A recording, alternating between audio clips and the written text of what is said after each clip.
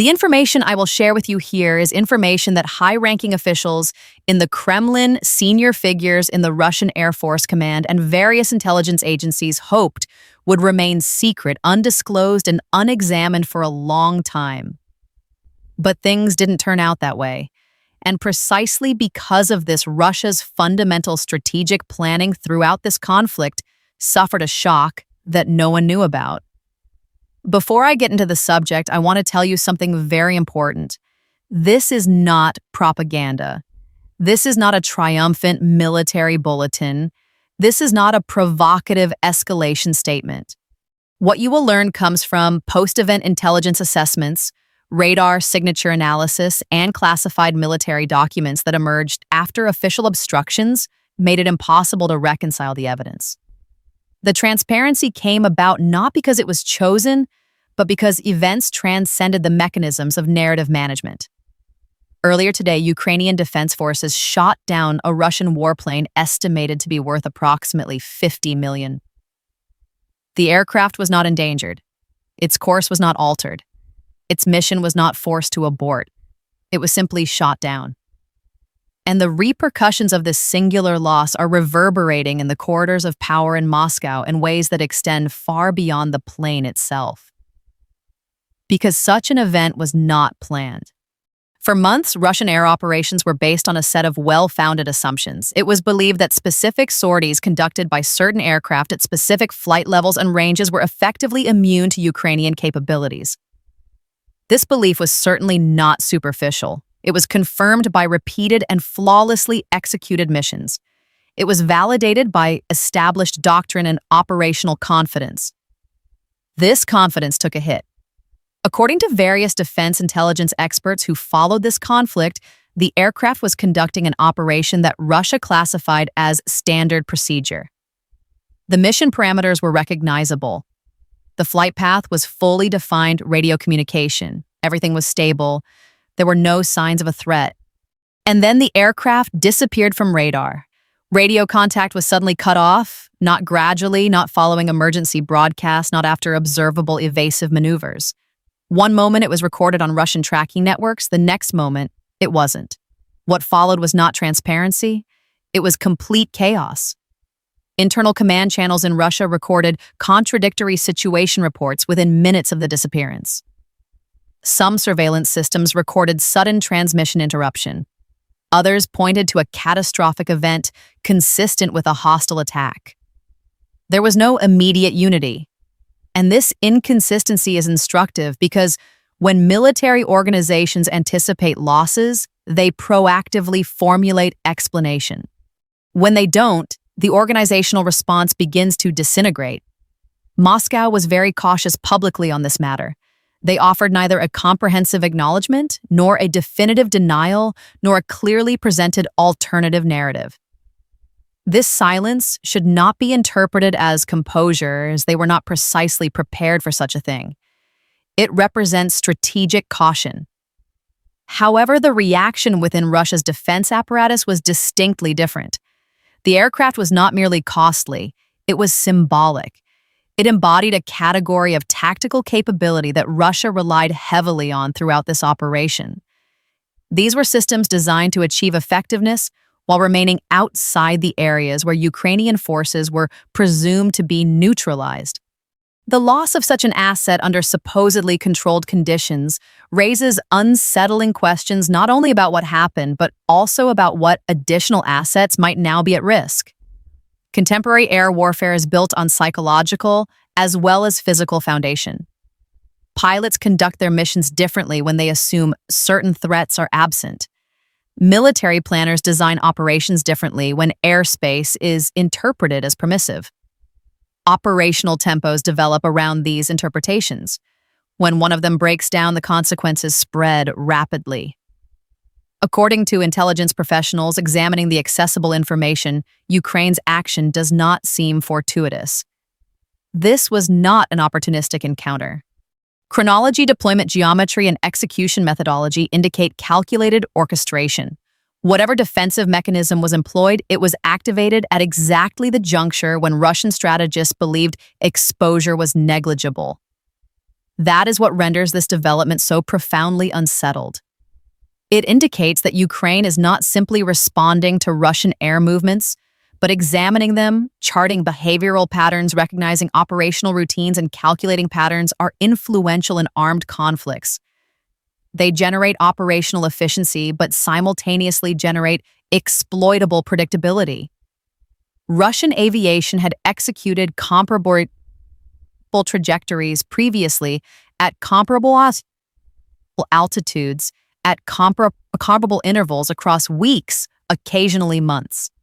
Each concluded mission strengthened the perception that these specifications were secure.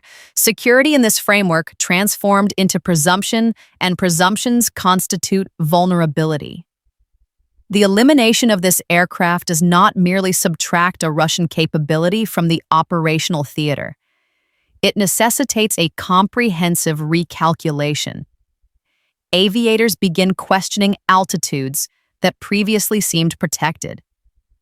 Field commanders reconsider transit corridors that were formerly routine. Mission architects incorporate caution where velocity once held greater priority. Those modifications carry operational expenses. Sorties extend in duration. Engagement distances expand. Surveillance gaps materialize. Aerial reinforcement becomes less adaptable. Forward momentum decelerates. And in a confrontation where temporal precision and sustained pressure are fundamental, hesitation carries substantial cost. Within Moscow, this development arrives during a particularly delicate juncture. Russian political leadership has committed heavily to projecting mastery. Mastery over escalation dynamics, mastery over territorial control, mastery over operational hazard. Losing a premium value aircraft under supposedly secure parameters erodes that projection domestically, regardless of how tightly controlled the external messaging. And while 50 million is not independently devastating for a military establishment of Russia's magnitude, the psychological expense is considerably more severe, because once a capability believed to be sheltered is demonstrated to be exposed, every analogous capability becomes questionable. The implications for Ukraine are both significant and extremely urgent. This event demonstrates the expansion of operational reach. It confirms that Ukraine's capabilities are not limited by the boundaries set by Moscow. It shows that the battlefield environment is not static and that systems once disregarded can subtly evolve. This communication is conveyed not through announcements or policy statements, but through tangible. And tonight, the most significant consequences of this effect are not being observed in the war zone. They are quietly unfolding within Russian strategic planning facilities, where military architects are forced to accept a situation they tried to delay. Something they calculated to be beyond Ukraine's operational limits is no longer outside the range of engagement. And when this understanding crystallizes, conflicts don't shift direction through media coverage. They shift direction through institutional hesitation. This hesitation is far more important than any individual loss because when uncertainty permeates a command architecture, it doesn't remain compartmentalized. It spreads directly. It affects operational briefings. It alters risk assessment framework. This transforms how effectively military power is projected. And in contemporary warfare, where operational momentum and psychological perception are closely linked, even modest changes in institutional trust can lead to disproportionate operational effect. Russian aerial doctrine has historically depended on the concept of stratified protection. If one protective layer proved insufficient, another would provide compensation. Flight altitude would substitute for geographic proximity. Standoff distance would substitute for response velocity. Electronic warfare countermeasures would substitute for physical armor, but those protective layers only remain functional if the adversary's capabilities remain unchanged. What this incident demonstrates is that they have none. According to defense analysts knowledgeable about Ukrainian air defense evolution, Kiev has invested months integrating systems and methodologies that are intentionally difficult to monitor from external observation. Some capabilities receive upgrades, others undergo repurposing. Additional systems are configured in arrangements that do not conveniently correspond with the threat assessments Russia has been utilizing. The operational complexity is purposeful. It complicates attribution analysis, it undermines countermeasure reliability, and it compels the adversary to prepare for multiple contingent scenarios instead of one anticipated threat profile. In this particular case, whatever defensive system was deployed appears to have been activated selectively. There is no evidence of widespread mobilization, no indication of saturation-style engagement, no theatrical demonstration designed to broadcast capability, simply one precision engagement executed at a moment of maximum strategic significance. That operational restraint is revealing. It suggests Ukraine was not pursuing spectacle but validation. Validation that a threshold Russia believed was inviolable could be transgressed within Russian command hierarchies. This verification creates a conceptual dilemma. If the aircraft was neutralized by a system that Russia had already incorporated into its planning assumptions, which is likely then the existing protective measures were insufficient. If it was neutralized by a capability that Russia had not comprehensively assessed, then the threat landscape has fundamentally changed. Neither interpretation is reassuring. According to those monitoring Russian military communications networks, the immediate institutional response has been operational prudence. Flight schedules are being adjusted, transit routes are being reevaluated, and mission windows are being narrow. These are not dramatic transformations, but they are perceptible. And perceptible changes create additional pressure because when an adversary detects a constraint, they question that constraint.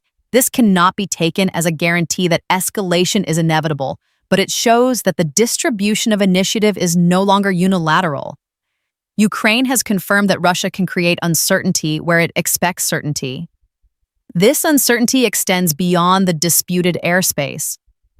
Russian ground operations rely heavily on air support for tactical coordination, intelligence gathering, and precision strike capability.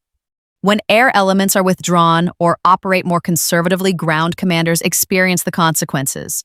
Response times lengthen, coverage becomes more irregular, tactical opportunities diminish. This is the mechanism by which individual events produce expansive consequence.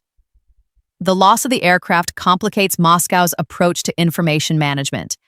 Accepting the downing means admitting vulnerability, denying this risk ultimately leading to contradiction as supporting evidence accumulates. Silence maintains strategic ambiguity, but at the expense of internal organizational clarity.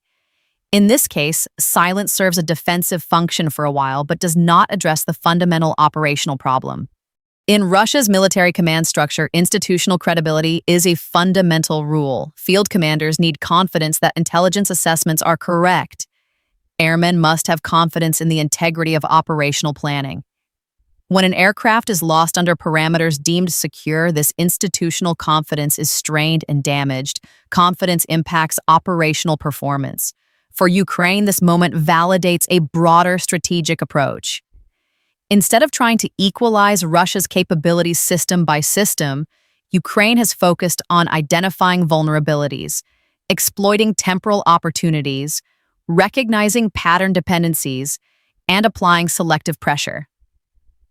This is a strategy built around operational adaptation rather than quantitative scaling.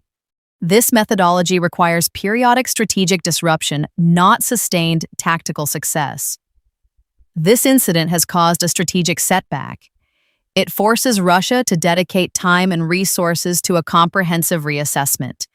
It requires operational adjustments that slow down military operations, and it necessitates caution within decision-making frameworks previously dominated by Trump. The psychological component of armed conflict is often underestimated. Military equipment can be modified through production. Aircraft can be rebuilt, but once the organizational belief that certain actions carry minimal risk is damaged, it seems difficult to rebuild. Once that belief is damaged, it remains as doubt. As intelligence analysts continue to examine this incident, attention is focused not only on how the aircraft was neutralized, but also on subsequent development. Will Russia adapt efficiently and rebuild operational confidence, or will institutional caution persist, systematically reshaping air operations over extended periods to benefit Ukraine? The solution may not emerge immediately. Armed conflicts sometimes rely on isolated moments that make themselves obvious. More often, they progress silently through cumulative changes in institutional behavior. And these changes only become noticeable retrospectively. This event has the potential to be one such turning point, not because of physical destruction, but because of the strategic questions it forces Russian planners to confront. Gacy. As this conflict unfolds, the capacity to introduce uncertainty into an adversary's fundamental expectations is a perfect tool. Ukraine has confirmed that it possesses this capacity, and once confirmed, it cannot be ignored. The airspace over this conflict did not suddenly become dangerous today. It has fundamentally become uncertain, and uncertainty is the environment in which control begins to erupt. Uncertainty alters institutional behavior before it alters battlefield outcomes. In Russian strategic planning facilities, the loss of this aircraft necessitates a comprehensive reassessment that cannot be postponed. Air superiority, even partial dominance, depends as much on institutional trust as on technological capability. When trust diminishes, the speed of decision M decreases. When the speed of decision M decreases, operational initiative shift. This shift manifests itself through minor adjustments. A planned mission is postponed. A previously used corridor is bypassed. A strategic asset is held for longer than initially planned. Each individual adjustment appears mod. Collectively, they reshape the balance of power on the battlefield. Russian field commanders are now faced with a restrictive set of operational alternatives. They can operate at lower altitudes and risk exposure to systems designed for closer range engagement. They can remain at high altitudes and sacrifice tactical effectiveness. They can increase range and reduce impact on ground troops. None of these alternatives restore the previous operational balance. They merely attempt to manage increased vulnerability.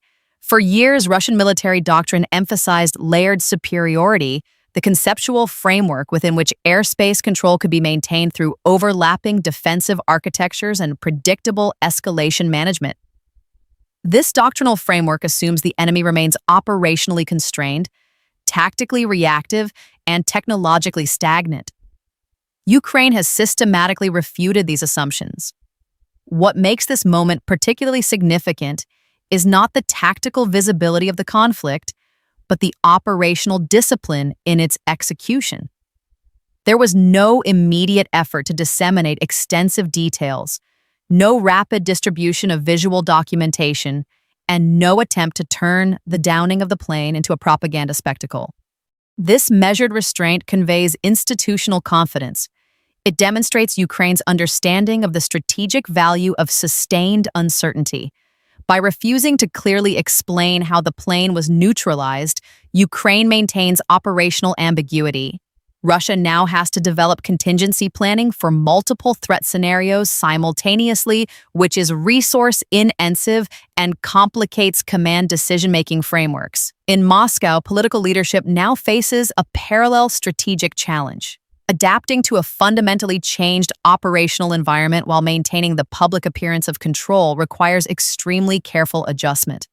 The downing of the plane also intersects with additional strategic pressures that Russia currently faces, such as economic sustainability challenges, personnel availability constraints, and diplomatic marginalization. Each additional layer of operational uncertainty increases pre-existing institutional stress for Ukraine. The strategic message is calmer but equally important. This event reinforces a fundamental strategic objective to systematically reduce Russia's operational freedom without triggering uncontrolled escalation dynamics. Demonstrate advanced capabilities without stating a comprehensive intention. Gradually shift the strategic balance. This approach requires sustained patience and confidence that once capabilities are displayed, they will alter the enemy's behavior, even if not immediately redeployed. Accumulating evidence shows that this confidence is strategically justified. Long-term effects will not be measurable in days, but will manifest themselves through operational patterns that become increasingly cautious, more restrained, and more fundamentally reactive over weeks and months. This is the mechanism by which strategic pressure builds up. Historical analysis shows that armed conflicts are rarely tied to singular decisive moments that are clearly evident at the time they occur. More importantly, they shift direction at subtle turning points, at junctions where fundamental assumptions are silently shattered. This could be one of the decisive moments, not because a military aircraft was destroyed, but because institutional beliefs were shattered. Beliefs that certain strategic assets were operationally safe, that certain engagement distances provided effective protection, that Ukraine's operational reach remained within definable limits are no longer valid. Russia will inevitably adapt because military organizations always, but institutional adaptation takes significant time. And in this protracted conflict, temporal resources are something neither side can afford to squander carelessly. The question facing Russian military planners is not whether they can replace the physical aircraft through industrial production. The question is whether they can replace the operational confidence that allowed that aircraft to fly where, when, and in them, because confidence in military operations is not manufactured in factories. It is built through repeated successful missions, verified threat assessments, and predictable enemy behavior. When the foundations crack, reconstruction under wartime conditions is always more expensive, more time-consuming, and more uncertain. Ukrainian military leadership understands this dynamic. They acknowledge that tactical victories are important, but psychological shifts are even more crucial. The opponent's uncertainty about your reach leads to decisions that favor caution over aggression. This is the application of strategic psychology. The aircraft is not just a piece of destroyed metal, but also represents Russia's assumptions about what is possible, what is safe, and what is beyond Ukraine's reach. These assumptions shaped thousands of tactical decisions over months relating to flight schedules, mission parameters, resource allocation, pilot confidence, and strategic planning timelines. All of them now rest on a shattered foundation. Russian commanders are now faced with a choice that isn't really a choice to maintain the current operational tempo and accept the increased risk, or to reduce the risk and accept a decrease in operational effectiveness. This trade-off, this forced choice, is the real outcome. Not the destroyed aircraft, but the imposed strategic dilemma. Ukraine initiated this cycle of questioning. The initiation itself is of paramount importance as it demonstrates more capability, operational timing, and strategic sophistication at this stage than many analysts predicted. Russia can produce replacement aircraft to compensate for quantitative losses. However, Russia cannot easily restore the institutional assumption that these aircraft will remain safe in the previously secure airspace. This addresses the nature of operational freedom, which determines military effectiveness more fundamentally than raw capability inventory. Ukraine is systematically attempting to restrict Russia's freedom of deployment, not by matching Russia's numerical strength, but by imposing constraints that make Russia's quantitative strength increasingly less operationally relevant. This approach requires patience because the results become visible not immediately through territorial shifts, but through the gradual erosion of Russia's institutional confidence, the gradual expansion of Ukraine's operational space, and the gradual shift in who holds the tactical initiative. Gradual doesn't carry a trivial meaning. Sustainable means that the changes are becoming entrenched in the conflict structure. Russian planners now possess evidence that their previous operational assumptions were fundamentally flawed. This evidence must be incorporated into future strategic planning and necessitate changes to established flight patterns, risk assessment frameworks, and levels of institutional confidence. Each change creates operational friction that slows the pace of military operations and creates exploitable opportunity. In this way, independent tactical events produce expansive strategic consequences through sustained psychological pressure that gradually reshapes the entire conflict landscape. The sky above this war has become fundamentally more uncertain, more genuinely contested, more psychologically demanding. Psychological demands on military operations are as perhaps even more operationally restrictive than physical ones. Because while physical constraints are systematically measurable and plannable, psychological constraints are fluid, subjective, and far more difficult to measure accurately. How much operational caution is strategically appropriate? How much tactical risk is acceptable?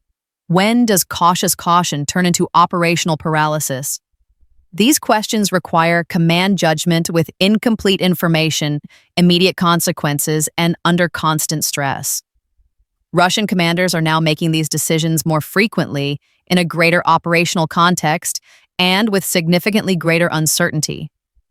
It's not the loss of a single aircraft, but the spread of institutional doubt into operational areas where certainty previously existed. And once it spreads, doubt permeates command structures, influencing seemingly unrelated decisions, shaping planning timelines for future operations that stretch for months. Ukraine understands this operational dynamic. Russia is learning it through a painful, costly, and a strategically slow process, which is precisely what Ukraine wants. We will keep you updated as new information becomes available. Good night for now.